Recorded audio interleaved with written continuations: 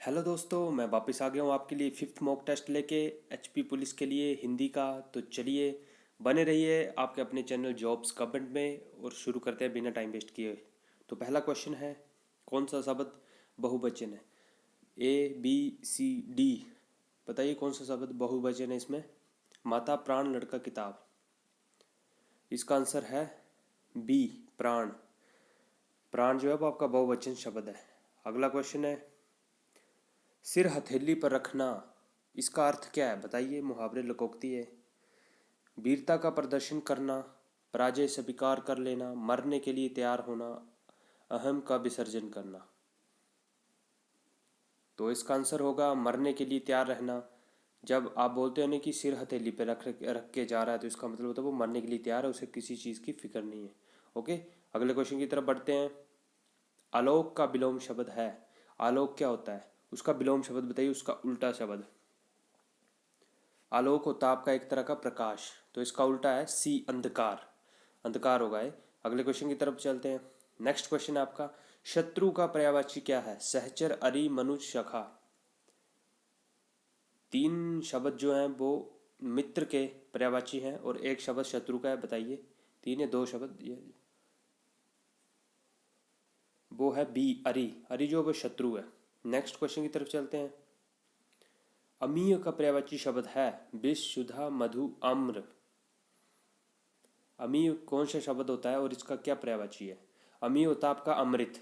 अब बताइए कौन सा आंसर होगा? इसका आंसर होगा बी, सुधा। चलिए अगले क्वेश्चन की तरफ बढ़ते हैं। निम्नलिखित शब्दों में से एक शब्द पुल्लिंग है, बताइए। बुढ़ापा, जड़ता, घटना, दया। आप पोज करके आंसर दे सकते हैं। अगर आपको अच्छा लग रहा है तो लाइक कर दें, सब्सक्राइब करें। सब्सक्राइबर्स की हमें ज़रूरत है, आपके लिए न्यू न्यू कंटेंट्स लेके आएंगे। Support us, thank you.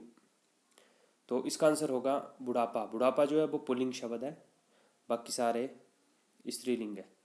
Next question है आपका, निम्नलिखित शब्दों में से कौन सा शब्द संज्ञा है?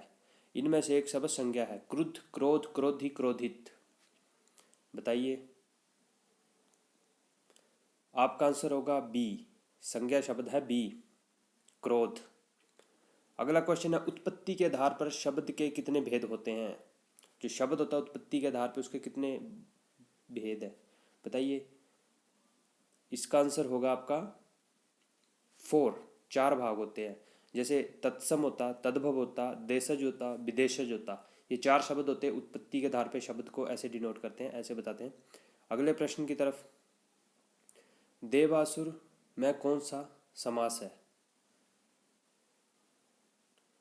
देवासुर में आपका श्वास कौन सा है? बताइए, पॉज करके आप आंसर दे सकते हैं। अगर ऐसे तो आपको क्विक आंसर देना चाहिए, 5 सेकंड से ज़्यादा टाइम नहीं लेना चाहिए हिंदी के क्वेश्चन के लिए। तो इसका आंसर होगा डी, द्वंद्व। देव और असुर, तो ये है द्वंद्व। अगले क्वेश्चन की तरफ बढ़ते हैं। अगला क्वेश्चन है, जितेंद्रियों में से कौन सा समास है? इसका आंसर होगा आपका बी, बहुब्रीहि समास। चलिए अगले प्रश्न की तरफ। किस शब्द में आबा का प्रत्यय नहीं है? दिखावा, चढ़ावा, लावा, भुलावा। आवा का प्रत्यय है, मतलब जो शब्द के पीछे जुड़ता है ना उसको प्रत्यय बोलते हैं। तो बताइए कौन सा शब्द जो है जिसमें आवा पीछे से नहीं जुड़ा है और वो फिर भी, बताइए कौन सा शब्द इसमें है? तो इसका आंसर होगा आपका सी, लावा। लावा में आवा प्रत्यय नहीं है, बाकी सभी में है। अगले प्रश्न की तरफ चलते हैं। प्रत्युन्नति शब्द में कौन सा उपसर्ग है? उपसर्ग होता है जो शब्द के आगे से जुड़ के शब्द का निर्माण करते हैं, नया शब्द बना देते हैं। तो बताइए, प्र, प्रति, प्रत्यु, इनमें से कोई भी नहीं। तो इसका होगा आपका प्रति। प्रति जो है वो उपसर्ग है, वो इस पे लगा हुआ प्रति, फिर अगला वर्ड प्रोड्यूस किया, बनाया इसने। अगले क्वेश्चन की तरफ चलते हैं। मतैक्य, मतैक्य में कौन सी संधि है? दीर्घ, यण, गुण, वृद्धि।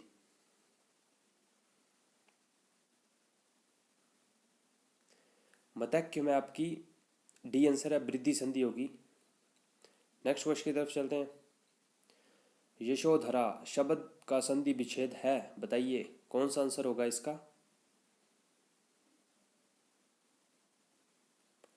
यशोधरा का आंसर होगा डी। जब यश और धरा दो अलग अलग शब्द है ना, तो इसके बीच में अगर ओ आए तो उसको विसर्ग की तरह उपयोग करते हैं, या तो फिर विसर्ग आए तो उसको ओ की तरह डिनोट करते हैं। तो यश धरा, डी आपका सही आंसर होगा।